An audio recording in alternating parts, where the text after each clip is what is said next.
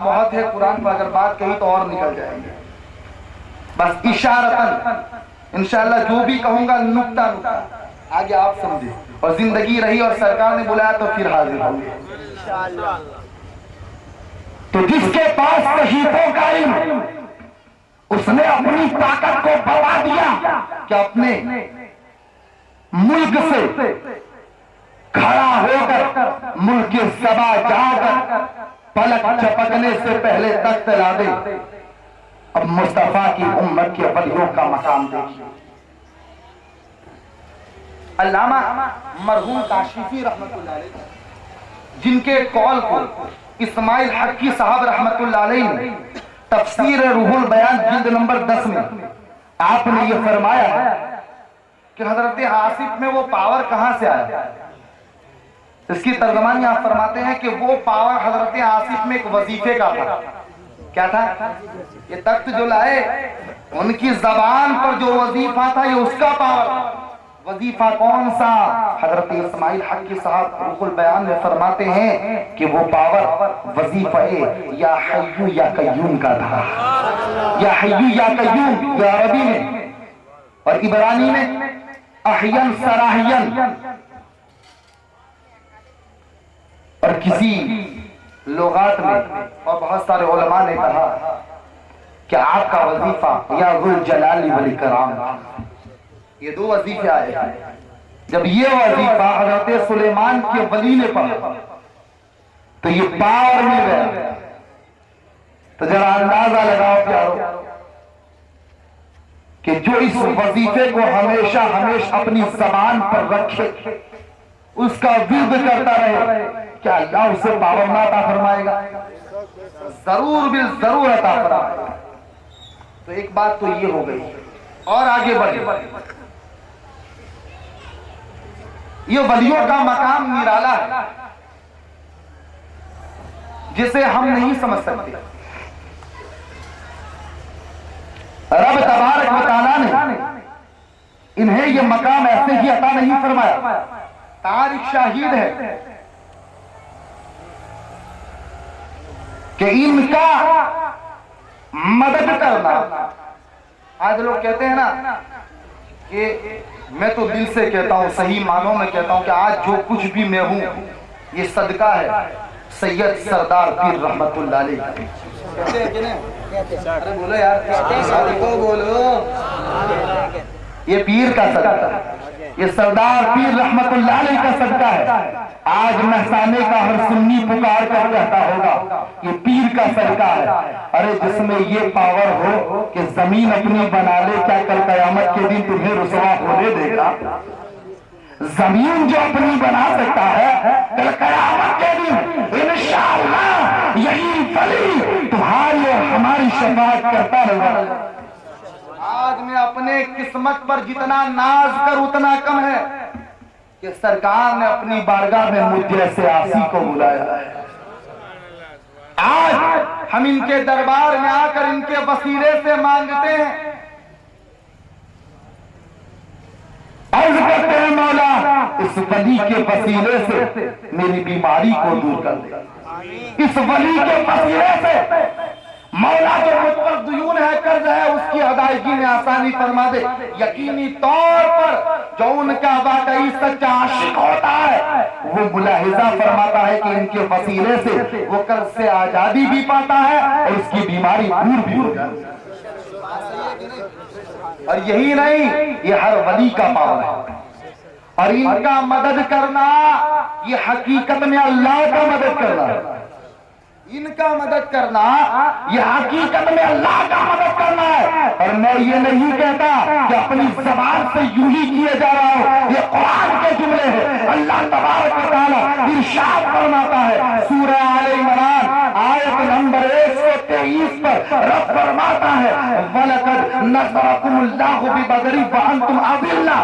مطلب یہ کہ بے شک اللہ تبارک و تعالیٰ نے بدر میں تمہاری مدد کی جب تم بالکل بے سر و سامان تھی، جب تمہارے پاس کوئی ہتھیار نہ تھا، کوئی بچنے کا چارہ نہ تھا، اس وقت اے صحابہ کی جماعت سنو، تمہاری مدد کس نے فرمائی؟ فرشتوں کے ذریعہ یا اللہ نے فرمائی؟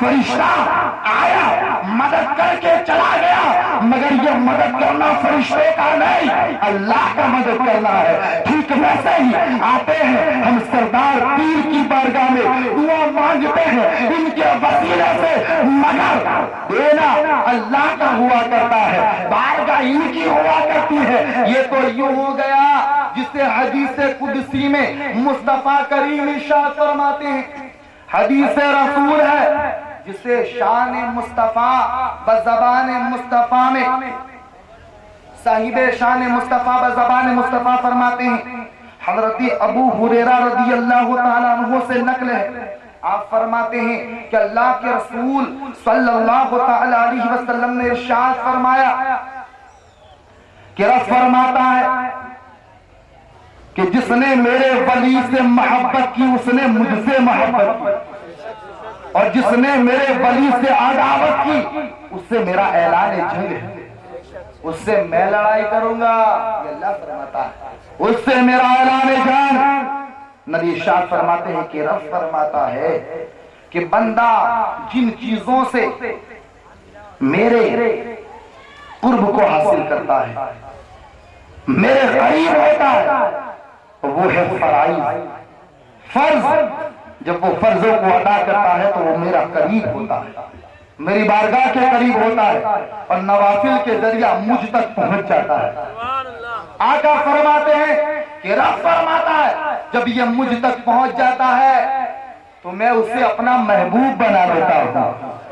اب وہ بندہ میرا محبوب ہو جاتا ہے، جیسے ہی وہ میرا محبوب ہو گیا، رب فرماتا ہے کہ اب میں اس کا کان بن جاتا ہوں جس سے وہ سنتا ہے، اب میں اس کا ہاتھ بن جاتا ہوں جس سے وہ پکڑتا ہے، اب میں اس کا پاؤں بن جاتا ہوں جس سے وہ چلتا ہے، اب میں اس کی زبان بن جاتا ہوں جس سے وہ بولتا ہے، اب میں اس کا منہ بن جاتا ہوں جس سے وہ کلام کرتا ہے۔ یہ رب فرماتا ہے، مطلب یہ ہوا کہ سارا پاور رب تبارک و تعالیٰ نے، اللہ نے اپنے ولی کو عطا فرمایا ہے۔ ان کی بارگاہ خدا کی بارگاہ ہے، ان کی زبان اللہ کی زبان ہے، ان کا ہاتھ اللہ کا ہاتھ ہے، ان کا کلام اللہ کا کلام ہے، ان کا پاؤں اللہ کا پاؤں ہے۔ اب آ جاؤ، جو مانگنا ہے مانگ لو، یہ جو کچھ بھی دیں گے اللہ کی عطا سے عطا فرمائے۔ بارگاہ خدا کی بارگاہ ہے، سمجھ میں آ گئی؟ یہ حدیث رسول گواہ کہ ان کی زبان اللہ کی زبان ہے۔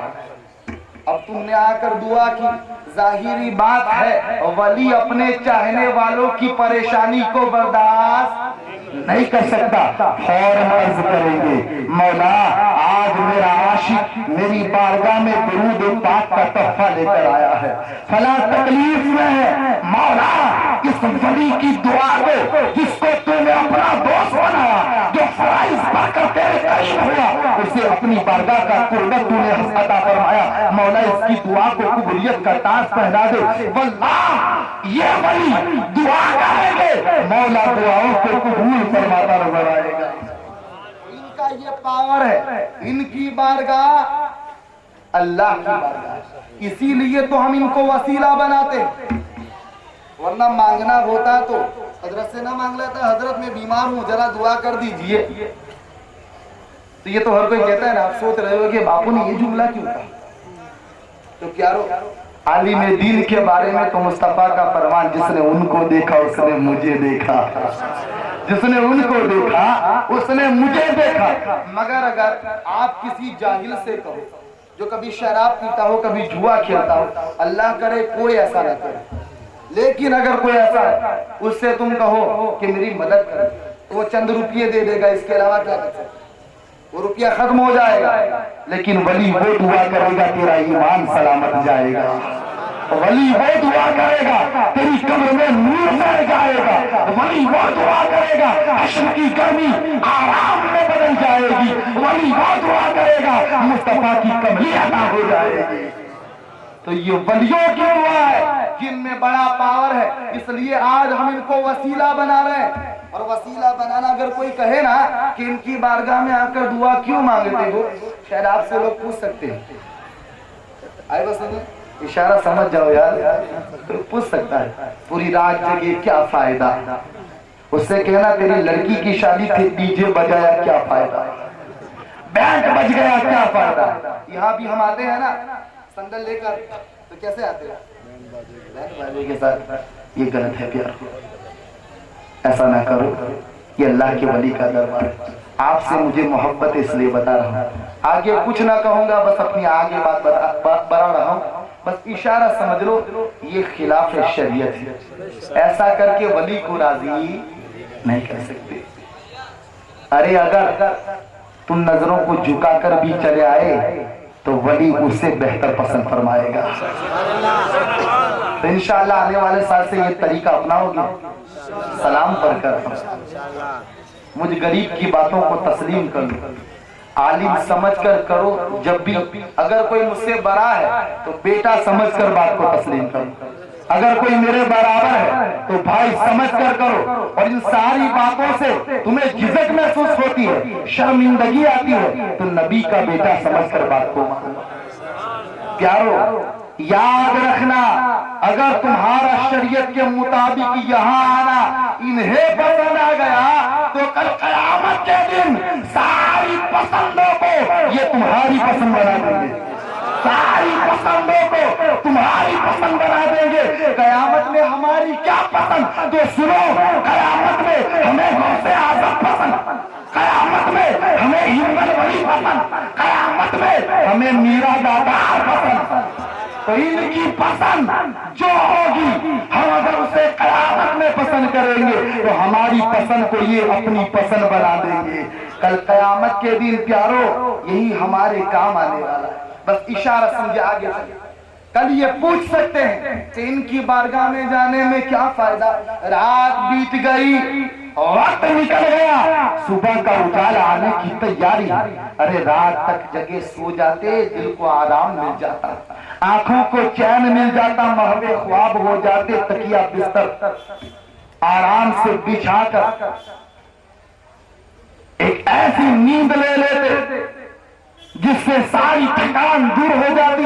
یہ کل پوچھ سکتے ہیں، ان سے کہو کہ ان کی بارگاہوں میں آنا اور ان کی جگہوں پر بیٹھ کر دعا کرنا یہ ہماری ہی نہیں، اللہ کے مقدس نبی حضرت ابراہیم کی بھی، حضرت زکریا کی بھی سنت ہے۔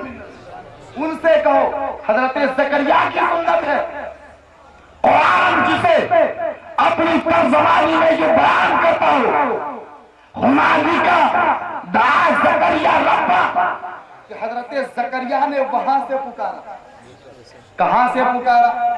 یہ واقعہ بہت لمبا ہے، بس اشارہ سمجھ لیں کہ حضرت زکریا یہ اللہ کے مقدس نبی ہے، سن ایاز کو پہنچ گئے۔